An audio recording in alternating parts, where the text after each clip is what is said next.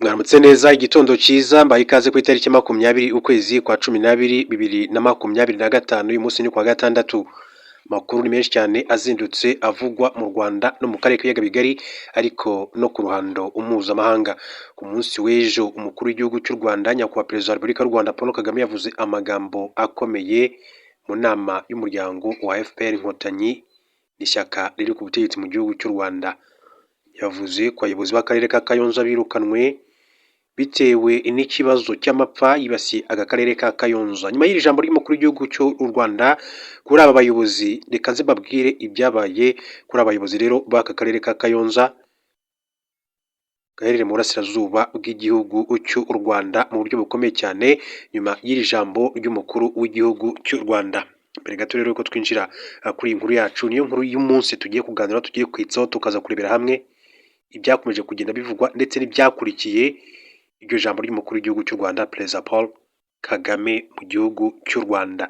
Reka mbanze bahe inshamake y'amakuru yandi yihuse akomeje kugenda avugwa hirya no hino mu buryo bw'inshamake, ariko kugira ngo tugaruke tuganire ku nkuru yacu nyirizina ivugwa kuri iri jambo rero rya Perezida Paul Kagame ndetse n'abayobozi bo mu karere ka Kayonza. Mubwire ko ingabo za Repubulika ya Demokarasi ya Kongo ku munsi w'ejo zagabye igitero kuri AFC 23. Ingabo za AFC 23 ryatangaje ko mu gitondo cyo kuri wa 19 Ukuboza 2025 ingabo za Repubulika ya Demokarasi ya Kongo zagabye igitero ku birindiro byaryo biherereye mu gace ka Makobola mu ntara ya Kivu y'Amajyepfo. AFC 23 yatangaje ko mu gitondo cyo kuri wa 19 Ukuboza 2025 ingabo za Repubulika ya Demokarasi ya Kongo zagabye igitero ku birindiro byaryo biherereye mu gace ka Makobora mu ntara ya Kivu y'Amajyepfo. Umuvugizi wa AFC 23 Lawrence Kanyuka yatangaje ko ihuriro ry'ingabo za RDC yifashishije drone z'intambara n'ingabo zirwanira mu mazi zaturutse mu mujyi wa Baraka muri teritwari ya Fizi. Kanyuka yasobanuye ko abaturage bo muri Makobora ndetse no mu gice cya Minembwe nabo bagabweho igitero hifashishijwe drone y'intambara n'intwaro ziremereye cyane bacikamo igikuba. Alliance Fleuve Congo 23 iramagarira abanyekongo n'abafatanyabikorwa mpuzamahanga kuba abatangabuhamya kuri uku kurenga ku gahenge kwisubiza kandi kugambiriwe no gukomeza kwica bagenzi bacu. Alliance Fleuve Congo 23 yatangaje ko ibi bitero bishimangira ko leta RDC idashaka amahoro kandi ko idaha agaciro umutekano wa civil kuko ikomeje kubahohotera ariko ntibiryozwe. Ibitero bigabwe nyuma yo Alliance Fleuve Congo 23 ikuye abarwanyi bayo mu mujyi wa Uvira yafashe tariki ya 9 Ukuboza kugira ngo ibiganiro by'amahoro bihuriza na leta RDC muri Katari bigende neza. Mbere yo kuva muri Uvira, AFC 23 yasabye abahuza barimo leta zunze ubumwe za Amerika, Qatar n'umuryango wa Afurika yunze ubumwe African Union gushyiraho uburyo bwizewe bwo kubungabunga umutekano w'abasivili muri kiriya gice cya Kivu y'Amajyepfo. Buryo bw'incamake kugira ngo tujye ku nkuru yacu nyirizina, babwire ko mu gihugu cy'u Burundi hari amakuru avuga yuko impunzi z'abanyekongo zirenga 40 zirutse guhunga imirwano yabereye mu ntara Kivu y'Amajyepfo mu burasirazuba bwa Repubulika ya Demokarasi ya Kongo zapfiriye mu nkambi y'agateganyo ya Gatumba mu Burundi. Tariki ya 18 Ukuboza 2025 Vice Mayor wa Uvira uri mu bahungiye mu Burundi Kifala Kapenda yatangarije abanyekongo baba muri iki gihugu ko izi mpunzi zishwe n'indwara ya kolera iterwa n'umwanda ndetse n'inzara. Nk'uko Radio Kapi yabitangaje, Kifala yagize ati abantu 8 bapfuye ku wa 18 Ukuboza 2025, batanu bapfa ku munsi wabanje. Muri rusange mu minsi 10 hapfuye abarenga 40 bitewe na kolera n'inzara. Kifala yasobanuye ko inkambi y'agateganyo ya Gatumba yonyine harimo abanyekongo bagera ku 30. Yasabye leta RDC n'imiryango y'ubutabazi gufasha abantu kugira ngo batakomeza gupfa. Ishami ry'umuryango w'abibumbye rishinzwe impunzi UNHCR ryatangaje ko kuva ku tariki ya 5 kugeza tariki ya 16 Ukuboza Burundi bwakira impunzi z'abanyekongo zirenga 82,000 zaturutse mu bice birimo Kamanyola, Luvungi, Katokota ndetse no mu mujyi wa Uvira.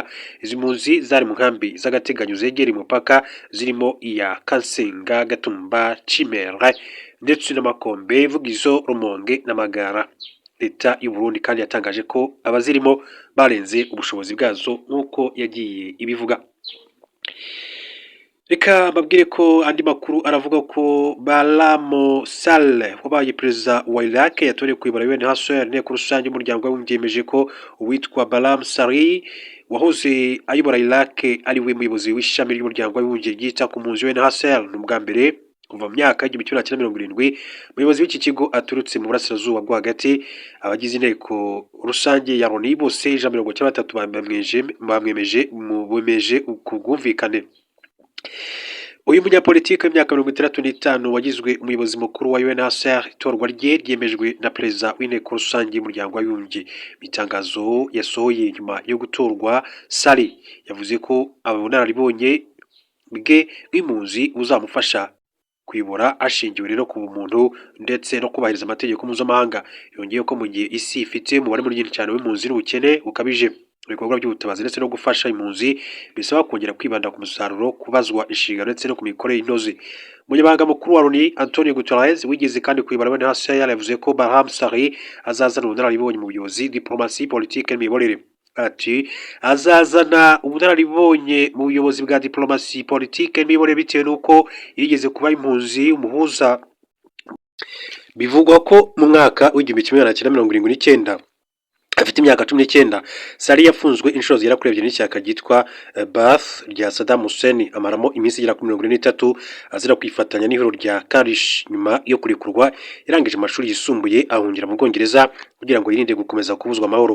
Nyuma y'uko Saddam ahiritswe ku butegetsi n'ingabo ziyobowe na Leta Zunze Ubumwe za Amerika muri 2003, Sari yasubiye muri Iraq akora mu nzego zitandukanye za leta.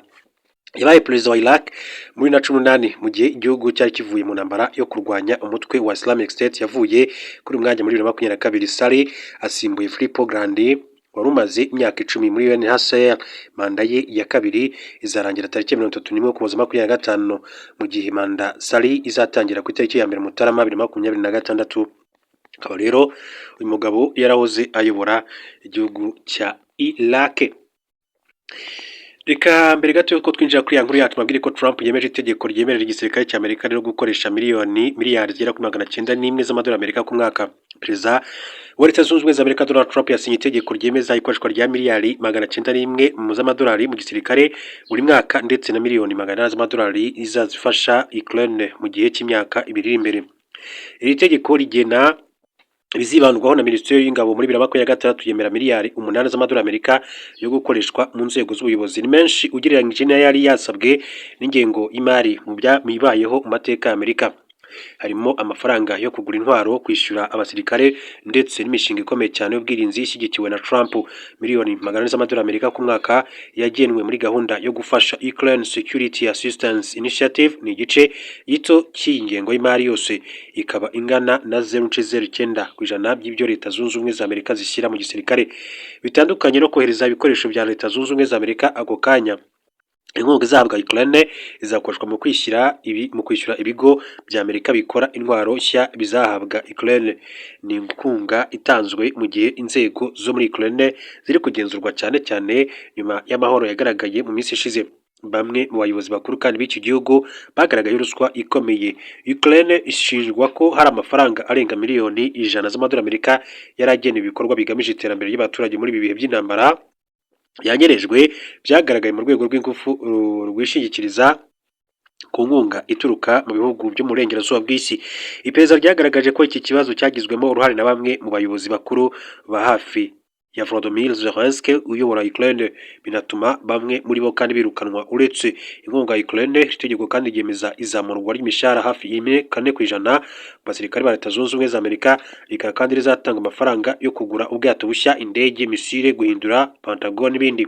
Muri itegeko harimo no gushyigikira gahunda ya Baltic Security Initiative, n'umushinga ugamije gukaza umutekano ku bihugu byo mu majyaruguru y'Uburayi nka Estonia, Latvia na Lithuania. Harimo kandi kugabanya ububasha bwa Pentagon bwo kugabanya ingabo za Amerika ziri mu Burayi. Kaze rero mu makuru yacu by'umwihariko ku nkuru yacu nyirizina tugiye kuganiraho, babwira ko ku munsi w'ejo umukuru w'igihugu cy'u Rwanda yagize ati uwama ngo bankubitire. Perezida Kagame ku bayobozi batengushye abaturage b'i Kayonza, Rusizi ndetse n'ahandi. Umukuru w'igihugu cy'u Rwanda Perezida Paul Kagame yagaragaje ko bitumvikana uburyo abaturage barimo abo mu karere ka Kayonza baherutse guhura n'ikibazo cy'inzara barangaranywe n'ababayobora kugeza ubu bitabaje itangazamakuru ngo bamenyekanishe ikibazo bafite. Ni ikibazo Perezida Paul Kagame yagarutseho kuri wa gatanu tariki 19 Ukuboza 2025 ubwo hateranaga kongere y'umuryango wa FPR Inkotanyi Rusororo mu karere ka Gasabo. ni kongere yateranye hashize iminsi mike uwari meya w'akarere ka Kayonza Nyemazi John Bosco, uwari vice meya ushinzwe iterambere ry'ubukungu witwa Munganyinka Hope, ndetse n'uwari vice meya ushinzwe imibereho myiza abaturage Harerimana Jean Damascene birukanywe kubera iki kibazo cy'inzara yugarije aba baturage, ndetse n'ibindi bitandukanye byagaragaye muri aka karere ka Kayonza mu Burasirazuba mu Rwanda. Perezida Paul Kagame yahagurukije Minisitiri w'Ubutegetsi bw'Igihugu Habimana Dominique amubaza icyabaye kugira ngo abayobozi b'akarere ka Kayonza bagere aho bakora nabi bikagira ingaruka ku baturage bashinzwe kureberera. Minisitiri yavuze ko ikibazo cyabaye ubuyobozi butita ku baturage, kudakorana hagati y'abayobozi. Yakomeje avuga ko abayobozi batavugana bakagira kandi n'imico mibi, bigatuma rero n'ibyo bakwiriye gukurikirana batabikurikirana. Umukuru w'igihugu yamubajije uko byageze aho n'icyaje kuvamo nyuma, undi ati nyuma icyavuyemo ni uko abaturage kubera kuburira iyi cyizere abayobozi byagezeho rero bitabaza umuhisi n'umugenzi. Agira ati uko byagenze ni uko abayobozi babishinzwe babonye ko abayobozi badakwiriye kuyobora akarere babakuraho.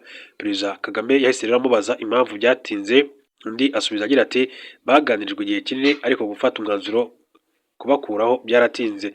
Perezida Kagame yabajije impamvu byatinze mu gihe ari inzego zibibona, ati ibi bivuzwe nubwo bivugwa i Kayonza biri n'ahandi henshi cyane, ati biba mubireba, ati mukabyihorera, ati kuko abayobozi baba badashonje bo ntacyo babuze, ntabwo bita ku bandi bo bakeneye ibyo bashaka. Umukuru w'igihugu yavuze kandi ko ku kibazo cy'umuhanda wangiritse Rusizi mu Bugarama, avuga ko yakimenye vuba aha ngaha ubwo abashinzwe umutekano bari mu kazi bakabura aho banyura. Ati hari ubwo nigeze kujyayo muri 2017 ariko umuhanda warasibye. Ejo bundi abantu ati barinda umutekano nibo babimbwiye badafite abantu ahantu banyura, badafite ukuntu bagenda. Yabajije Minisitiri w'ibikorwa remezo Dr Jimmy Gasore icyabaye, undi asubiza ko ari uburangare ndetse no kudashyira uwo muhanda mu byihutirwa bigomba rero gukorwa. Ati habayeho uburangare, uriya muhanda warangije ubuzima bwawo. Ati muri 2017 kuva icyo gihe wari ukeneye guhita usanwa ugafasha n'inganda ziri hariya. Icyabayeho nuko kutareba ibyihutirwa, amakosa twakoze kandi turasabira imbabazi. Perezida Kagame yamubashije icyari cyabuze niba ari amafaranga, undi ati ntabwo amafaranga yabuze ahubwo ni ukuyashyira ku murongo ibyihutirwa. Umukuru w'igihugu ati uzi ko imyaka yose icyo ari cyo kiba igisubizo, ubwo rero bwaba uburyo bwo gukorera igihugu cyanyu gute? Ati ubwo niba minisiteri itabikurikirana bishinzwe nde? Byagenze biti? Minisitiri w'ibikorwa remezo yavuze ko akarere kagiye ati katumenyesha ati ahari ikibazo. Perezida Kagame ahita amusubiza ati ntabwo mwihuse bihagije. Umukuru w'igihugu kandi yakomeje agaragaza ko ibisobanuro byatanzwe na Minisitiri Gasore n'ubundi byumvikanisha ko hari ikibazo mu mikorere. Agaragaza ko ibibazo nk'ibi ari byo bituma urubyiruko rw'aba GNZ ati rwigaragambya mu bihugu bitandukanye. Ati nta nubwo mwihuse na busa, ibi bigenda bigaruka imyaka ikaba 5, 10, 20. Uragira ngo abantu bagira bate? Biriya mureba ba GNZ ati bajya ku muhanda bagatera amabuye, ati uwama ngo babankubitire, ati babirukanse ku manywa y'ihangu, ati ngenzi ko bazambabarira bazi ko ntabarimo abakora ibintu nk'ibyo. Perezida Kagame kandi yavuze ko ikibabaje ari uko abatubahiriza inshingano nabo ari aba GNZ. Avuga ko uko byagenda kose ibintu bitahora gutyo, imyaka igashira indi ikaza, ati mukabisabira imbabazi gusa. Rero ariyo umukuru w'igihugu cy'u Rwanda yakomeje kugenda agarukaho ku munsi w'ejo. Tukivuga kandi kuri kongere ya RPF yabaye ku munsi w'ejo, ni byinshi cyane umukuru w'igihugu cy'u Rwanda agiye agarukaho. Uyu Perezida Paul Kagame yavuze ko igihe kizagera abaturage rero bakazajya bashaka inkoni bagakubita abayobozi kubera rero kwifuza serivisi ntibazihabwe. Atanga ingero za ruswa n'ibindi bikiri ikibazo mu miyoborere bituma rero abayobora bahura n'ingaruka nyinshi. Perezida Kagame yabigarutseho ubwo yafunguraga inama nkuru y'umuryango wa FPR Inkotanyi yabaye ku nshuro ya 17 abanyamuryango bagera ku 2200 nibo bitabiriye ku munsi w'ejo. Ubwo yafunguraga inama yavuze ko buri nama nk'iyi iba ifite ibyo ifasha kandi ikagira n'ibyo yungura abantu kugira ngo umuryango wa FPR Inkotanyi ukomeze rero kubakwa, ari nako rero hubakwa igihugu. Perezida Kagame yavuze ko ikwiriye kuba umwanya wo kwisuzuma, abayobozi bagasuzuma inshingano n'ibibazo bihari, ati bakareba uko babyifatamo mu kubishyakira igisubizo. Ati ibyo tuganira byari bikwiriye kuba bitugumamo kugira ngo tubikoreshe twubaka, dutege amatwi dutekereze, tuvuge ibituri ku mutima cyangwa se uko twumva ibintu, buri wese atanga ibitekerezo bye uko abyumva, ndetse abantu babaze ibibazo bumva bikwiriye gusubizwa wenda badasobanukiwe bijyanye n'umuco dukwiriye kuba dufite, wenda bamwe buzuza abandi ati ukabananira ukabagora uwo muco. Yavuze ko ubundi muri RPF cyangwa se ibindi byose dukwiriye kuba dukora mu kubaka igihugu cyacu, umuntu aba akwiriye gutekereza nk'umuntu, ndetse agatekereza inshingano afite zimuganisha cyangwa se zimuhuza n'abandi, byagera ku bikorwa ati tukabikorera hamwe. Yagarutse ku bibazo biri mu miyoborere. Perezida Paul Kagame w'u Rwanda yavuze ko bitumvikana uburyo hashize imyaka myinshi cyane ruswa ikigaragara mu miyoborere, mu gihe mu myaka ya 38 RPF imaze kurwanya ruswa byari inshingano. Ati igitekerezo cyo kurwanya ruswa mu myaka 38 ishize ntako cyahinduka ngo tuvuge ngo noneho ntitugiye kwirwanya kubera ko twagiye mu gihe cyemera ruswa. Sinzi igihe icyo ari cyo, atahubwo igihinduka ni uburyo twakoresha kugira ngo uyirwanye, ariko kurwanya ruswa ati ntibihinduka. Perezida Kagame yavuze ko ubuyobozi ku nzego zitandukanye iyo mitekerereze yo guhindura ibintu ndetse no guhinduka, ariko bakagumana intego nyazo ariyo ikwiriye rero kuba ibaranga. Ati hari uburyo rero umuryango nk'uyu dukwiriye rero kuba dukoresha kugira ngo ibyo byose rero bishobore kubonerwa umuti, bigire umurongo bikurikiza, ndetse rimwe na rimwe rero niyo mpamvu rero buri gihe mu myaka 5, 10, 20 hagenda haboneka abo bigora kujyana n'ihame rya RPF inkotanyi ituyobora, bakagenda rero batakara mu nzira. Ibyo biriho ati byarabaye, bizaba, ariko RPF igomba kandi gukomeza gutera nk'uko ikwiriye kuba rero itera muri ya si igenda ihinduka, kandi RPF nayo igenda ihinduka uko bikwiriye. Perezida wa Repubulika y'u Rwanda Paul Kagame yavuze ko muri iki gihe hari imyitwarire igezweho y'urubyiruko rusigaye rusaba uburenganzira bwabo. Avuga ko iyo myitwarire ikwiriye kuri buri wese. Ati hari ibihe bigezweho, ati ibyo mubona ati hirya no hino nabyo bya politike, ati bijyanye na politike, ati by'urubyiruko rusigaye rero ruhaguruka rukagira ibyo rusaba, uzi ko ari byo, ariko ati rukwiriye kugira ibyo rusaba. Twebwe RPF tugomba kandi gutegereza ko hari abazatwibutsa ko hari ibyo tugomba, ati bagomba kubidusaba, ati ubwo twaba twarujuje inshingano zacu twiyemeje. Aho abantu barinda kuguhagurukana bakavuga ngo turashaka iki, ubwo ni ukuvuga ngo ntacyo waduhaye. Njye ndabyumva, ndetse icyo bivuze, impamvu ndabyumva ni uko hari nk'ibyo twakoze natwe tukiri bato kurinda tugera hano. Yavuze ko urugamba rwa RPF inkotanyi n'amateka yayo bishingiye ku kuba rero buri wese agomba guharanira ibyo agombwa. Ati abantu wenda bakoresha uburyo butandukanye, ariko ni bimwe, kumpa uburenganzira bwanjye ntabwo ari byo ngomba gusaba. Ati gapfukama, njye hano mu Rwanda bibaye umuntu akavuga ngo hari ibintu watugombaga ati utaduhaye, njye nabyumva kuko nanjye niho nahereye, ati namwe mwese niho mwahereye.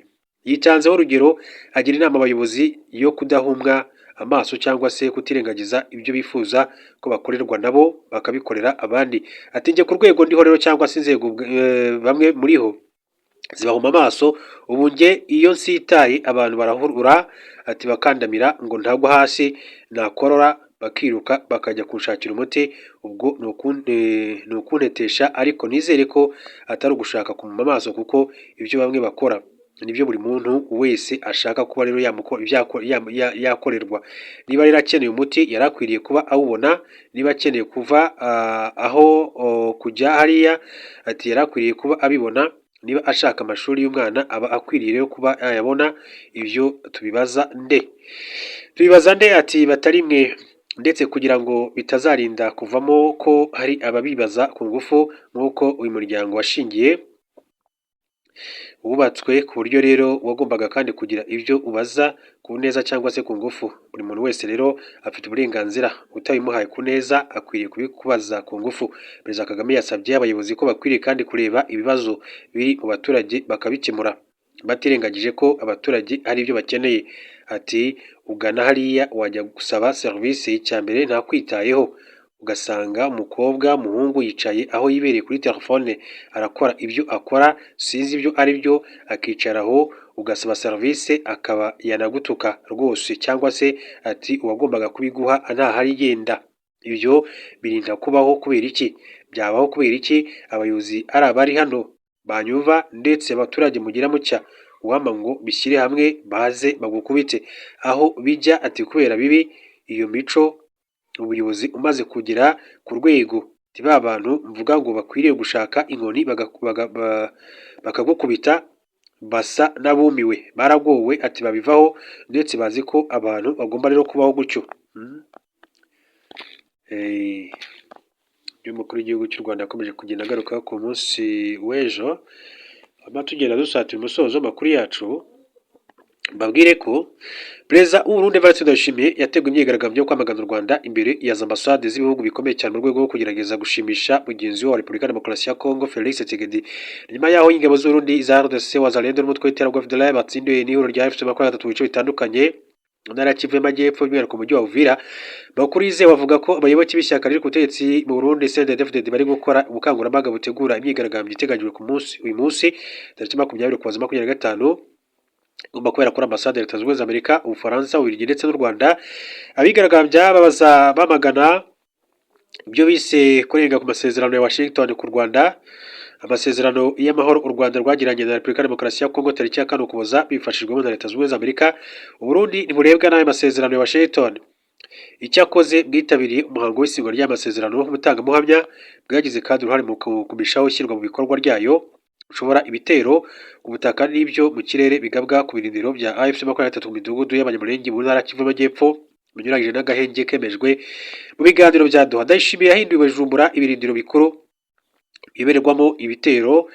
Ihuriro ry'ingabo za Leta ya RDC rigaba kuri AFC-23 kwa Nyamulenge mu gice cya Minembwe icyumweru kimwe gusa mbere y'uko Leta ya RDC na AFC-23 bishyira umukono ku mahame shingiro. Itsinda ryo ku rwego rwo hejuru ryaturutse Kinshasa ryageze i Bujumbura tariki ya 13 Nyakanga rihuza n'abayobozi bakuru mu ngabo za RDC.